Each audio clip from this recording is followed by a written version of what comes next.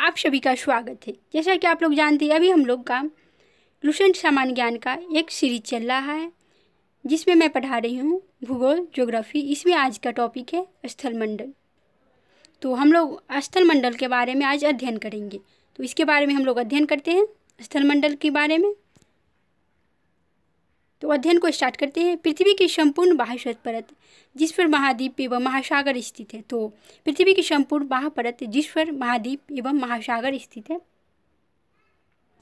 स्थल मंडल कहलाती है। तो मान लीजिए हमारी पृथ्वी है, इस पर सिर्फ धरती ही नहीं है बल्कि इस पर महाद्वीप, अनेक महाद्वीप, एशिया महाद्वीप, अफ्रीका महाद्वीप, यूरोप महाद्वीप इत्यादि है और महासागर भी स्थित है। प्रशांत महासागर, हिंद महासागर इत्यादि स्थित है। स्थल मंडल कहलाती। तो स्थल मंडल किसे कहा जाता है?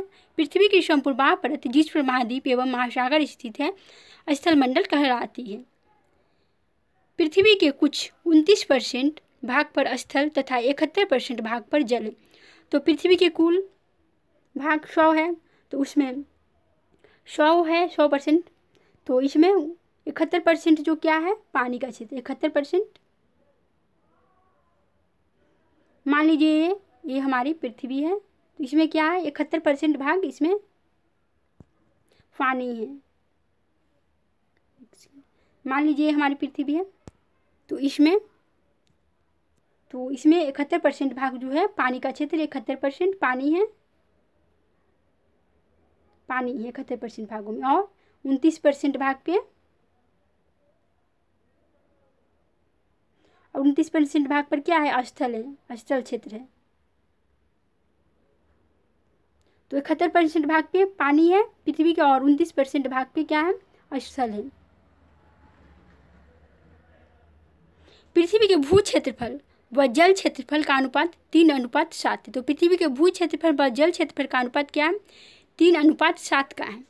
पृथ्वी के उत्तरी गोलार्ध का 61% तथा दक्षिणी गोलार्ध के 81% क्षेत्रफल में जल का साम्राज्य।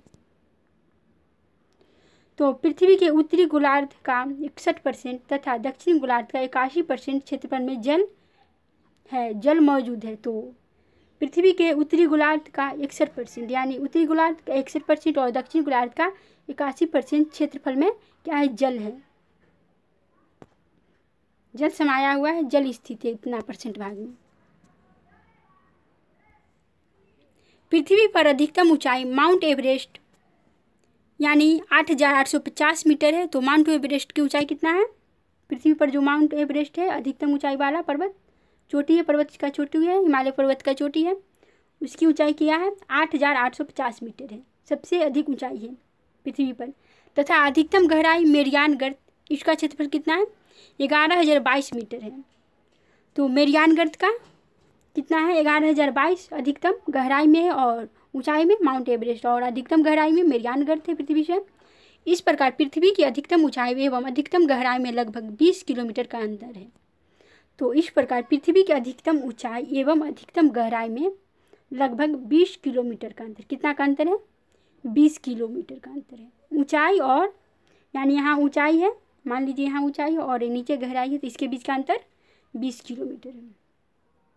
तो आई होप कि यहाँ तक आप लोग समझ में गए होंगे। तो हम लोग आगे चलते हैं इसके आगे। स्थल मंडल महाद्वीपीय क्षेत्रों में अधिक मोटी और महासागरीय क्षेत्रों में अपेक्षाकृत पतली है। तो स्थल मंडल जो है महाद्वीपीय क्षेत्रों में अधिक मोटी यानी इसका क्षेत्रफल कितना है 40 किलोमीटर, और महासागरीय क्षेत्रों में अपेक्षाकृत पतली है। तो ये कितना है अपेक्षाकृत पतली है? तो महासागरीय क्षेत्रों में 12 से 20 किलोमीटर पतली है। तो यहाँ तक आप लोग समझ गए होंगे। फिर आगे चलते हैं हम। फिर है चट्टान, नेक्स्ट है चट्टान, रॉक। पृथ्वी की सतह के कठोर भाग को चट्टान कहते हैं। तो पृथ्वी की सतह के कठोर भाग को क्या कहते हैं? चट्टान कहते हैं, जो पृथ्वी की बाहरी परत की संरचना की मूलभूत इकाई है। तो पृथ्वी की सतह के कठोर भाग को क्या कहते हैं? चट्टान कहते हैं, जो पृथ्वी की बाहरी परत की संरचना की मूलभूत इकाई है। उत्पत्ति के आधार पर यह 3 प्रकार का होता है। तो उत्पत्ति के आधार पर 3 प्रकार का होता है, अग्नि चट्टान, अवसादी चट्टान, फिर कायांतरित चट्टान। तो पृथ्वी की सतह के कठोर भाग को क्या कहते हैं? चट्टान, जो पृथ्वी की बाहरी परत की संरचना की मूलभूत इकाई है। उत्पत्ति के आधार पर यह 3 प्रकार की होती है, अग्नि चट्टान, अवसादी चट्टान और कायांतरित चट्टान। तो आप लोग समझ गए होंगे यहाँ तक। फिर हम आगे चलते हैं। नेक्स्ट है अग्नि चट्टान। यह मैग्मा या लावा के जमने से बनती है। तो अग्नि चट्टान जो है मैग्मा या लावा के जमने से बनती है, जैसे ग्रेनाइट, बेसाल्ट, पेग्माटाइट, डायोराइट, ग्रेवो आदि। तो यह मैग्मा या लावा के जमने से बनती है, जैसे ग्रेनाइट, बेसाल्ट, पेग्माटाइट, डायोराइट, ग्रेवो आदि से बनता है।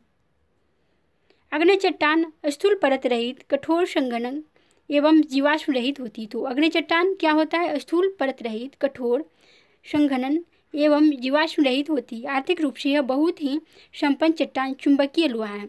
तो आर्थिक रूप से यह बहुत ही संपन्न चट्टान चुंबकीय लोहा निकल, तांबा, शीशा, जस्ता, क्रोमाइट, मैग्नीज है। तो मैग्नीज है। तो आर्थिक रूप से यह बहुत ही संपन्न चट्टान चुंबकीय लोहा निकल, तांबा, शीशा, जस्ता, क्रोमाइट, मैग्नीज। इसमें सोना तथा प्लेटिनम पाए जाते हैं। इसमें और सोना तथा प्लेटिनम पाए जाते हैं। फिर हम यहाँ तक समझ गए होंगे आप लोग। फिर हम आगे चलते हैं। बेसाल्ट में लोहे की मात्रा सर्वाधिक होती है। तो बेसाल्ट में क्या चीज़ की मात्रा सर्वाधिक होती है? लोहे की। इस चट्टान से काली मिट्टी का निर्माण होता है। तो इस चट्टान से यानी अग्नि चट्टान से क्या चीज़ का निर्माण होता है? लोहे की मात्रा सर्वाधिक है। और क्या चीज़ का निर्माण होता है आप लोग बताइए?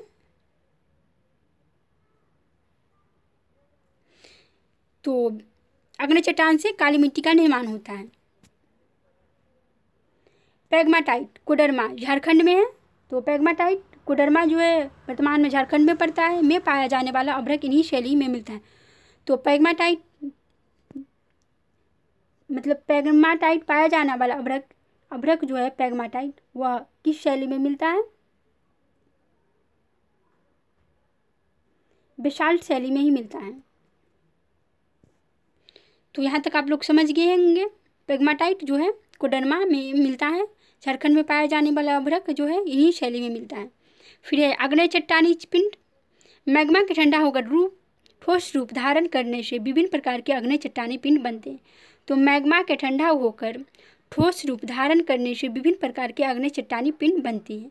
इनका नामकरण इनके आकार, रूप, आग्नेय स्थिति तथा आसपास पाई बिटुमिन्स, कोयला, ग्रेफाइट जाने वाली चट्टानों के आधार पर किया जाता है।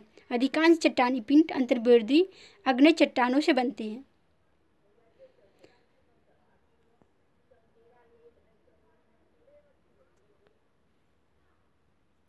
तो आग्नेय चट्टानी पिंड जो है मैग्मा के ठंडा होकर ठोस रूप धारण करने से विभिन्न प्रकार के आग्नेय चट्टानी पिंड से बनते हैं।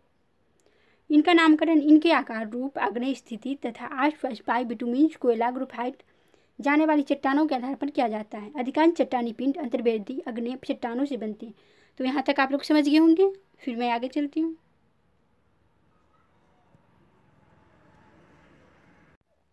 फिर है अग्नि चट्टान का रूपांतरण। तो अग्नि चट्टान का रूपांतरण के बारे में हम लोग पढ़ लेते हैं। अग्नि और कांतरित, ग्रेनाइट, नीश, फिर साइनाइट, नीश, ग्रेवो, सर्पेंटाइन, बेसाल्ट, शिस्ट, बिटुमिन्स, कोयला, ग्रेफाइट से कांतरित है।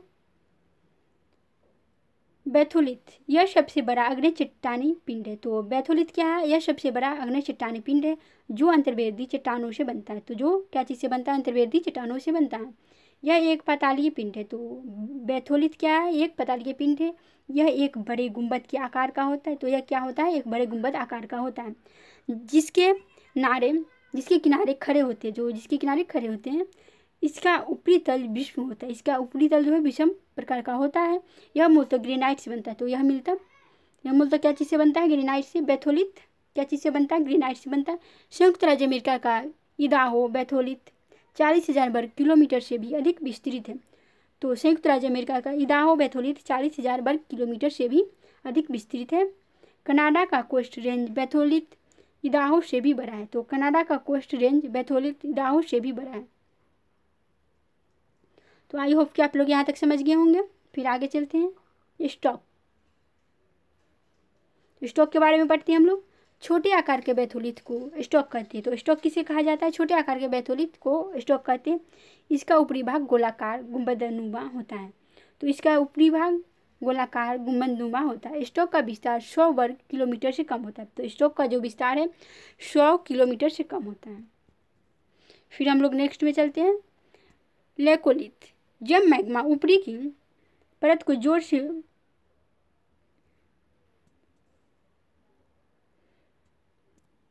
जब मैग्मा ऊपरी की परत को जोर से ऊपर को उठाता है और गुंबदकार रूप में जम जाता है तो इसे लेकोलिथ कहते हैं। मैग्मा के तेजी से ऊपर उठने के कारण यह गुंबदाकार घोष पिंड छतरीनुमा दिखाई देता है। उत्तरी अमेरिका के पश्चिमी भाग में लेकोलिथ के कई उदाहरण मिलते हैं। तो लेकोलिथ क्या है? जब मैग्मा ऊपर की परत को जोर से ऊपर उठाता है जब मैग्मा ऊपर की परत को जोर से ऊपर उठाता है और गुंबदकार रूप में जम जाता है तो इसे क्या कहते हैं? लेकोलिथ। मैग्मा के तेजी से ऊपर उठने के कारण यह गुंबदाकार ठोस पिंड छतरीनुमा दिखाई देता है। उत्तरी अमेरिका के पश्चिमी भाग में लेकोलिथ के कई उदाहरण मिलते हैं। तो उत्तरी अमेरिका के पश्चिमी भाग में लेकोलिथ के कई उदाहरण मिलते हैं। तो आई होप कि आप लोग यहाँ तक समझ गए होंगे। फिर मैं आगे चलती हूँ। लेकोलिथ बहिर्वेदी ज्वालामुखी पर्वत का ही एक अंतर्वेदीय प्रतिरूप है। तो लेकोलिथ बहिर्वेदी ज्वालामुखी पर्वत का ही एक अंतर्वेदी रूप है।